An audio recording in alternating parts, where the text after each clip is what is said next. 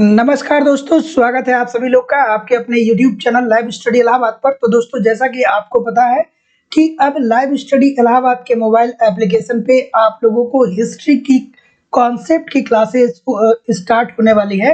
अर्थात दोस्तों, हिस्ट्री का नया बैच स्टार्ट हो रहा है लाइव स्टडी इलाहाबाद के मोबाइल एप्लीकेशन पे, ठीक है।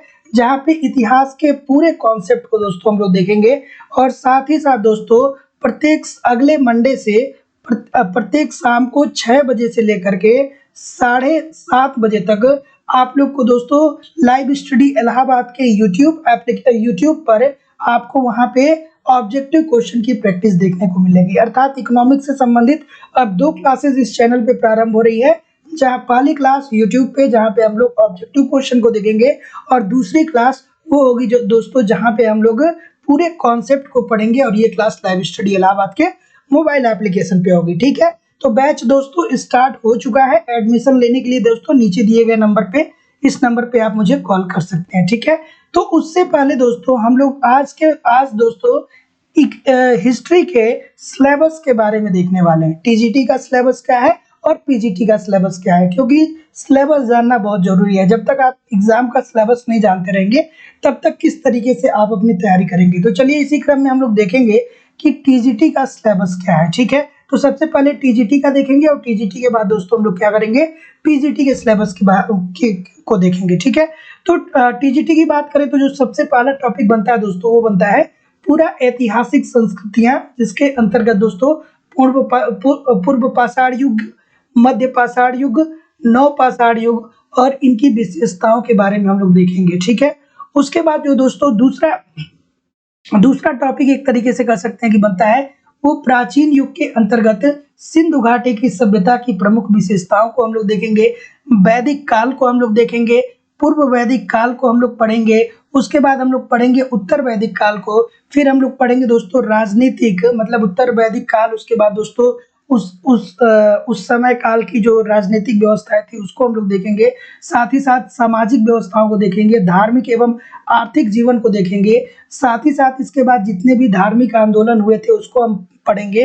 फिर हम लोग देखेंगे दोस्तों कि जैन धर्म को पूरा सविस्तार से पढ़ेंगे। उसके बाद दोस्तों हम लोग बौद्ध धर्म को पढ़ेंगे। बौद्ध धर्म के बाद हम लोग पढ़ेंगे भागवत धर्म और शैव धर्म के बारे में। और उसके बाद दोस्तों हम लोग एंट्री कर जाएंगे मौर्य काल राजनीतिक इतिहास की तरफ, ठीक है।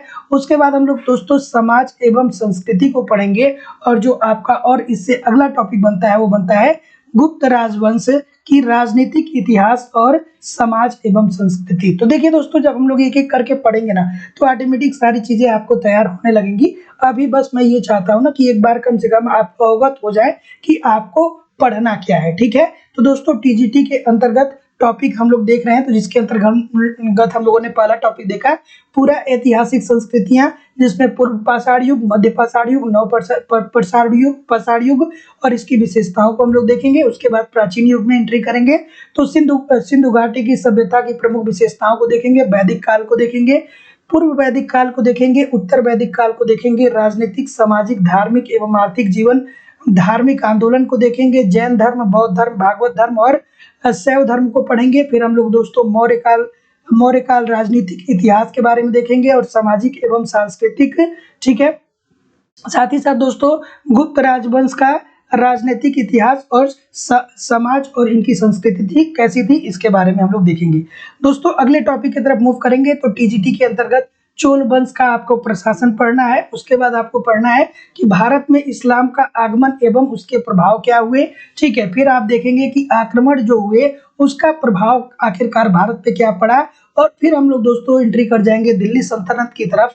तो दिल्ली सल्तनत की स्थापना की तरफ हम लोग मूव करेंगे, जिसके अंतर्गत दोस्तों कुतुबुद्दीन ऐबक के योगदान को हम लोग पढ़ने वाले हैं, ठीक है। इल्तुतमिश का मूल्यांकन फिर हम लोग पढ़ेंगे, बलबन का जीवन चरित्र और उनकी उपलब्धियों को हम लोग देखेंगे, अलाउद्दीन खिलजी की कुछ उपलब्धियां देखेंगे दोस्तों।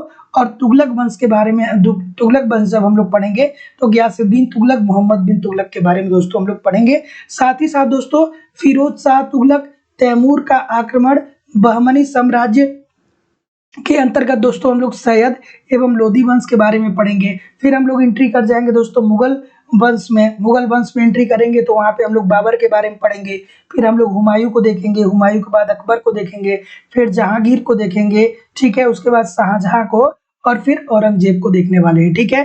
तो उसके बाद दोस्तों एंट्री करेंगे छत्रपति शिवाजी का जीवन चरित्र देखेंगे और उनकी उपलब्धियों को देखेंगे, ठीक है। अब ये तो बात दोस्तों यहाँ तक ही रही। अब आधुनिक भारत के अंतर्गत एंट्री करने पे हम लोग 1947 में प्रथम स्वतंत्रता संग्राम का कारण क्या था, इसके बारे में सविस्तार से देखेंगे, उसका स्वरूप क्या था और उसके परिणाम क्या हुए, ठीक है। उसके बाद दोस्तों 19वीं शताब्दी में भारतीय पुनर्जागरण को हम लोग पढ़ेंगे, ठीक है। फिर हम लोग सामाजिक धार्मिक आंदोलन के बारे में देखेंगे और राष्ट्रीय आंदोलन में महात्मा गांधी का योगदान क्या था, इसको पढ़ेंगे। साथ ही साथ दोस्तों स्वतंत्रता की प्राप्ति तथा विभाजन के बाद भारत का स्वरूप कैसा हुआ, इसको देखेंगे। तो बस दोस्तों टीजीटी में तो बस इतना ही रहा, ठीक है। टीजीटी का सिलेबस बस इतना ही है। अब आइए दोस्तों हम लोग मूव करते हैं कि पीजीटी के पाठ्यक्रम में क्या है, ठीक है। तो पीजीटी के पाठ्यक्रम में क्या है, देखिए दोस्तों टीजीटी पीजीटी की बात करें तो बहुत सारे ऐसे टॉपिक है जो समान ही हैं, ठीक है। बहुत अंतर है, ठीक है। तो अगर जो हम लोग पीजीटी की बात करें दोस्तों, तो पीजीटी भी देखिए यहीं से स्टार्ट कर रहा है कि पूरा ऐतिहासिक संस्कृतियां, इसके अंतर्गत पूर्व पाषाण युग, मध्य पाषाण युग, नव पाषाण युग और इसकी विशेषताओं को देखेंगे। टीजीटी भी स्टार्ट किए थे दोस्तों, तो यहीं से स्टार्ट हुआ था सिलेबस, और पीजीटी में भी देखिए दोस्तों सिलेबस यहीं से स्टार्ट होता है, ठीक है। उसके बाद सिंधु घाटी की सभ्यता की बात करें तो यहाँ पे नगर नियोजन हम लोग पढ़ेंगे, धार्मिक जीवन और इनका धार्मिक जीवन और सामाजिक जीवन कैसा था, इसके बारे में हम लोग दोस्तों सविस्तार से चर्चा करेंगे।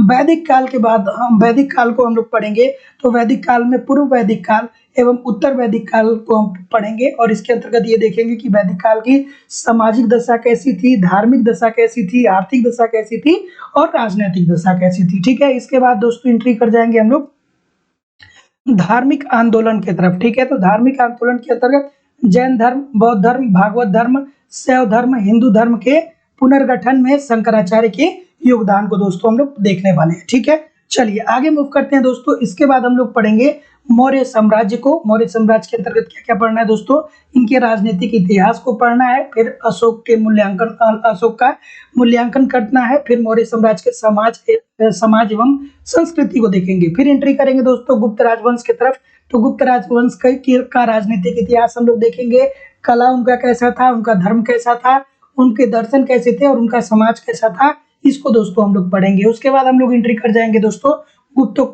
गुप्तोत्तर काल के अंतर्गत, जहाँ पे हम लोग गुप्तों के बारे में पढ़ेंगे दोस्तों। इसमें आर्थिक एवं सामाजिक परिवर्तन के बारे में पढ़ेंगे। फिर चोल वंश की तरफ हम लोग मूव करेंगे दोस्तों। चोल वंश के अंतर्गत इनके राजनीतिक इतिहास को पढ़ेंगे, चोल प्रशासन को पढ़ेंगे और उत्तर भारत की राजनीतिक एवं सामाजिक स्थिति को पढ़ेंगे, ठीक है। तो चलिए बस एक बार एक ओवरव्यू आपके पास कम से कम रहे कि टीजीटी पीजीटी में हिस्ट्री का सिलेबस आखिरकार क्या क्या है, और मैं जल्दी जल्दी इसलिए करा दे रहा हूँ कि एक दो बार वीडियो को देखेंगे ना तो ये सारी चीजें आपको तैयार होने लगेंगी, ठीक है। उसके बाद हम लोग पढ़ेंगे तुर्क आक्रमण को, जिसके अंतर्गत महमूद गजनबी, मोहम्मद गोरी, दिल्ली सल्तनत की स्थापना के अंतर्गत कुतुबुद्दीन ऐबक की उपलब्धियों को पढ़ेंगे और इसके मूल्यांकन करेंगे, ठीक है। उसके बाद इल्तुतमिश का सल्तनत शासकों में स्थान कैसा था। उसके बाद रजिया सुल्तान का नंबर आ जाता है दोस्तों, तो रजिया सुल्तान का मध्यकालीन भारत के इतिहास के महत्व को भी हम लोग दोस्तों यहाँ पे पढ़ेंगे, ठीक है। उसके बाद दोस्तों पीजीटी का टॉपिक बनता है कि बलबन की प्रारंभिक कठिनाइयां क्या थी, बलबन का राजस्व सिद्धांत कैसा था, खिलजी क्रांति और उसका महत्व कैसा था, अलाउद्दीन खिलजी का साम्राज्य विस्तार कैसा था, और बाजार मूल्य नियंत्रण और भूमि नीति को हम पढ़ेंगे, भू राजस्व सुधार हम पढ़ेंगे, दक्षिण नीति को हम लोग पढ़ेंगे। उसके बाद दोस्तों तुगलक वंश में एंट्री करेंगे, तो गयासुद्दीन तुगलक की जीवन चरित्र और एवं इनकी उपलब्धियों के बारे में हम लोग पढ़ेंगे। फिर मोहम्मद बिन तुगलक को पढ़ेंगे, विभिन्न योजनाएं जो इन्होंने चलाई थी उसको हम लोग पढ़ेंगे, और मोहम्मद बिन तुगलक का समीक्षात्मक मूल्यांकन भी करेंगे, ठीक है। उसके बाद दोस्तों फिरोज शाह तुगलक के बारे में पढ़ना है, तैमूर आक्रमण एवं उसका प्रभाव, बहमनी राजवंश, ठीक है। उसके बाद हम लोग विजयनगर की तरफ मूव कर देंगे, सैयद एवं लोधी वंश के बारे में देखेंगे, मुगल वंश के अंतर्गत हम लोग बाबर, हुमायूं, अकबर, जहांगीर, शाहजहां, औरंगजेब की राजनीतिक, सामाजिक, आर्थिक और सांस्कृतिक दशा को भी दोस्तों पढ़ेंगे। फिर हम लोग दोस्तों मुगल साम्राज्य का पतन कैसे हुआ इसको देखेंगे, जिसमें मराठों का उदय हुआ, छत्रपति शिवाजी के जीवन चरित्र एवं उपलब्धियों का भी वर्णन हम लोग करेंगे। उसके बाद दोस्तों हम लोग एंट्री कर जाएंगे आधुनिक काल के अंतर्गत। तो आधुनिक कालीन भारतीय इतिहास को हम लोग पढ़ेंगे, जहाँ पे भारत में ईस्ट इंडिया कंपनी का आगमन कैसे हुआ, भारत में ब्रिटिश शासन के राजनीतिक एवं आर्थिक प्रभाव को हम लोग पढ़ेंगे। फिर हम लोग पढ़ेंगे कि सन 1857 के विद्रोह के कारण क्या थे, इसका स्वरूप क्या था, इसका परिणाम क्या हुआ, और 19वीं शताब्दी में पुनर्जागरण एवं सामाजिक 19वीं शताब्दी में पुनर्जागरण तथा सामाजिक आर्थिक आंदोलन को पढ़ेंगे। स्वामी दयानंद सरस्वती के बारे में देखेंगे, राजा राम मोहन राय के बारे में देखेंगे, अरविंद घोष के बारे में देखेंगे, एनी बेसेंट और रविंद्रनाथ टैगोर के बारे में देखेंगे। ठीक है, उसके बाद हम लोग राष्ट्रीय आंदोलन की तरफ मूव कर जाएंगे दोस्तों। तो राष्ट्रीय आंदोलन एवं स्वतंत्रता संग्राम में महात्मा गांधी के योगदान को देखेंगे, और स्वतंत्रता की प्राप्ति, देश का विभाजन और उसके बाद का भारत। ठीक है, इसको दोस्तों हम लोग यहाँ तक सारी चीजों को कंप्लीट करेंगे। तो दोस्तों ये तो बात हो गई टीजीटी पीजीटी के सिलेबस के बारे में। तो अब देखिए, ये कोई ऐसा नहीं है कि आपको पूरा एक तरीके से याद ही करना है। देखिए, सिलेबस जानना बहुत जरूरी है। जब आप हिस्ट्री पढ़ेंगे दोस्तों, तो एक तो ये आपको ये पता होना चाहिए कि कालखंड कैसा रहा, मतलब डेट एक तरीके से मोटा मोटी आपको तैयार कराना है, और ये सारा करवाने की जिम्मेदारी हमारी होगी। उसके बाद दोस्तों आपको कम से कम पूरा सिलेबस जो है ना, वो अच्छे से तैयार होना चाहिए। मतलब अगर जो कोई क्वेश्चन बनता है 6 बजे जब मैं प्रैक्टिस आपको कराऊं, तो कोई क्वेश्चन बनता है तो आपको ये डिफाइन करने आना चाहिए कि जो सिलेबस, ये जो क्वेश्चन है वो किस पार्ट से बना है। अगर जो इतना आप अच्छे से कर पा रहे हैं दोस्तों, तो विश्वास मानिए कि कोई समस्या नहीं होगी। तो नया बैच दोस्तों हिस्ट्री का स्टार्ट है। कॉन्सेप्ट की अगर जो बात करें, तो एडमिशन की जो फीस होगी दोस्तों, वो केवल और केवल 1500 रुपया होगी। ठीक है, तो 1500 रुपया दोस्तों एडमिशन की फीस है। तो इसके लिए दोस्तों अभी एडमिशन लेने के लिए आपको क्या करना होगा दोस्तों कि 9415 863 पे, इस नंबर पे 1500 रुपये आपको गूगल पे, फोन पे या पेटीएम के माध्यम से पेमेंट करना होगा, और इसका स्क्रीनशॉट आपको इसी व्हाट्सएप नंबर पे सेंड करना होगा। ठीक है, कोई भी इंक्वायरी होगी तो नीचे दिए गए नंबर पे आप मुझे कॉल भी कर सकते हैं या व्हाट्सएप मैसेज भी कर सकते हैं। अब दोस्तों हम लोग मिलेंगे सीधे कॉन्सेप्ट की क्लास में एप्लीकेशन पे। ठीक है, तो वहां पे दोस्तों हम लोग स्टार्ट करेंगे पाषाण काल को। ठीक है, और वहां से आपके एक एक टॉपिक को करते हुए कंप्लीट करते हुए आगे निकल जाएंगे। ठीक है, तो चलिए दोस्तों मिलते हैं नेक्स्ट क्लास में, तब तक के लिए नमस्कार, धन्यवाद।